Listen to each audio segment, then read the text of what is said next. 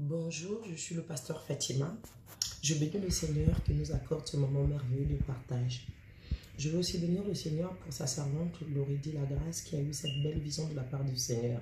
Je prie que ce moment puisse bénir quelqu'un et que Dieu puisse nous fortifier. Amen. Sans plus tarder, nous allons prier. Amen. Si tu peux fermer les yeux avec moi. Éternel, nous te remercions, Seigneur. Nous te disons, Seigneur, merci pour ce moment merveilleux que nous passons dans ta présence. Bénis, Seigneur, la parole qui sera annoncée ce soir.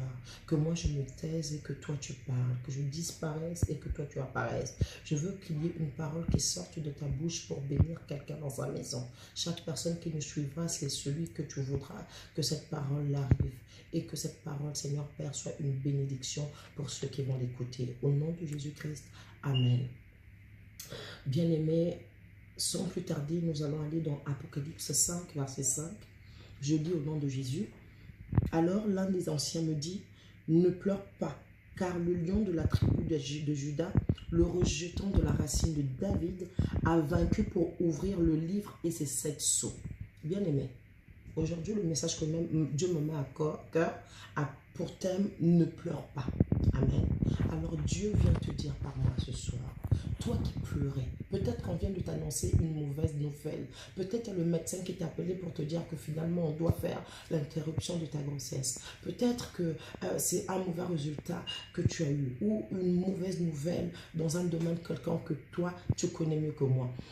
Je viens te dire, le Seigneur vient te dire par moi, ne pleure pas.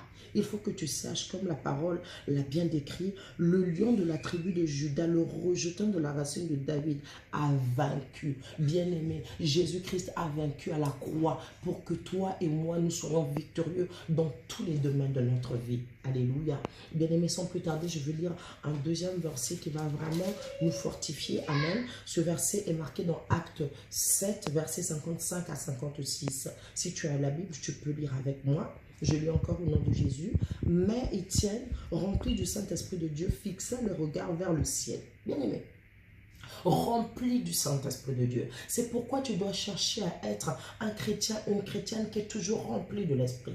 Quand tu seras rempli de l'Esprit, tu vas voir face à l'adversité, tu ne vas pas trembler. Parce que le Saint-Esprit de Dieu va fortifier ta foi. Bien-aimé, Étienne était dans un moment difficile. C'était dans la lapidation, pendant la lapidation d'Étienne. Donc, il y avait bien une préparation de la mort d'Étienne. Et Étienne était au courant de tout cela. Presque tout le monde qui était là était contre Étienne. Mais face à l'adversité, Étienne n'a pas lâché. La Bible dit qu'il était rempli de l'Esprit. Et il y a une deuxième chose qu'il fait que tout chrétien doit faire face à l'adversité. La Bible dit que Étienne fixa les regards vers le ciel. Bien aimé, c'est la même chose que David a fait. Il a dit, je tourne mon regard constamment vers le ciel, d'où me viendra le secours. Le secours me vient de l'Éternel qui a fait le ciel et la terre. Bien-aimé, le secours ne te viendra pas de ton voisin, de ton meilleur ami ou de ta famille. Dès que tu as une mauvaise nouvelle, ne prends pas le téléphone pour appeler quelqu'un. La première personne que tu dois appeler, c'est Jésus-Christ. Va dans ta chambre ou à l'endroit même que tu te trouves. Mets-toi à genoux. Dieu qui est dans le ciel, qui voit ton cœur, va te répondre. Le Dieu qui est rempli de compassion et d'amour pour les enfants, bien-aimé, prendra soin de ton cas. Dieu veut, devant chaque adversité, devant chaque challenge ou difficulté, que tu puisses d'abord tourner le regard vers le ciel. Ne fais pas comme plusieurs. La première chose que nous faisions avant, nous tous, quand nous avions un problème, on appelait un frère ou la personne qu'on entendait, on s'entendait de mieux pour expliquer notre problème. Mais bien-aimé, depuis que nous expliquions nos problèmes aux gens, bien-aimé, ça n'a pas résolu nos problèmes parce que eux-mêmes, ils ont des problèmes. La seule personne, bien-aimé, qui a la puissance de résoudre nos problèmes, c'est Jésus-Christ de Nazareth. Bien-aimé, il a vaincu pour ta vie. Alors la Bible dit, il regarda, il fixa le regard vers le ciel. Étienne, pendant l'adversité, il fixa le regard. Mais écoute, qu'est-ce qui va arriver, bien-aimé, de merveilleux quand on fixe le regard vers le Seigneur. Bien-aimé, la Bible dit, il vit la gloire de Dieu et Jésus debout à la droite du Père. Bien-aimé, à chaque adversité, à chaque problème, quand tu apprendras à fixer le regard vers le ciel, Dieu te fera voir la gloire. Ici, je me rappelle encore de Moïse, bien-aimé, qui demande à Dieu, dans la Bible, il dit à Dieu, dans le livre de Exode 33 au verset 18, il dit à Dieu, fais-moi voir ta gloire. Et Dieu a dit, oui, je te ferai voir ma gloire.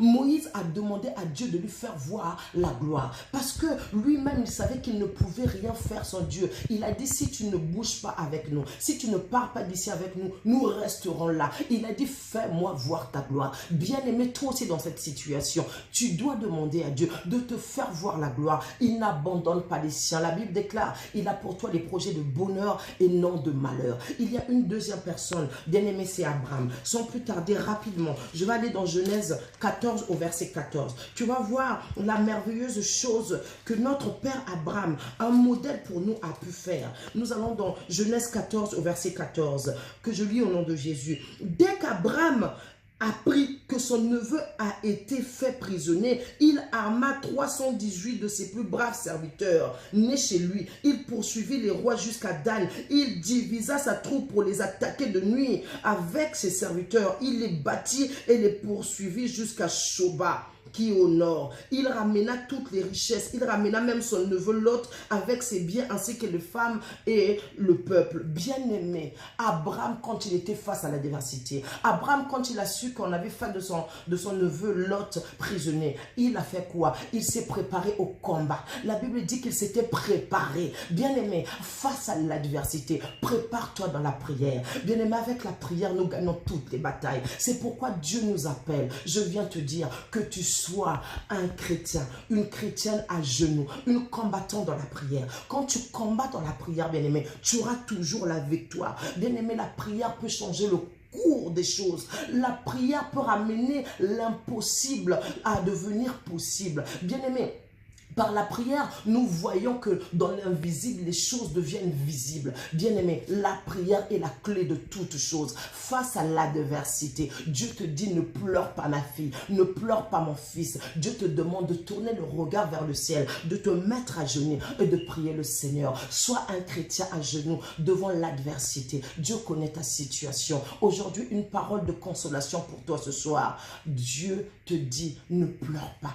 Prie. Notre Père a pour nous en réserve plusieurs solutions. Bien-aimé, il a des conteneurs de réponses à nos prières. Il attend juste que tu pries. Et il veut que tu changes l'ordre des choses. La première personne, il veut que ce soit lui. Il veut dans ta vie, au fait, que lui soit au volant et que toi, tu sois à la place du passager. Ne mets plus ta famille au volant. Ne mets plus ton mari au volant. Ne mets plus ta femme au volant de ta vie. Ne mets plus ton meilleur ami au volant. Les hommes te décevront, mais Dieu ne te décevra pas. La personne qui doit être au volant de ta vie, c'est Dieu. Bien-aimé, Abraham a compris que la victoire était dans la prière. Bien-aimé, Étienne a compris la victoire était en fixant les regards vers le ciel. Aujourd'hui, nous aussi, toi et moi, notre victoire est en fixant vers le ciel, en fixant nos regards vers le ciel, en fixant Dieu. Ne fixe plus tes yeux vers le problème qui te semble compliqué. Ce problème est peut-être plus grand que toi, mais il n'est pas plus grand que le Dieu que nous servons. Fais confiance au Seigneur.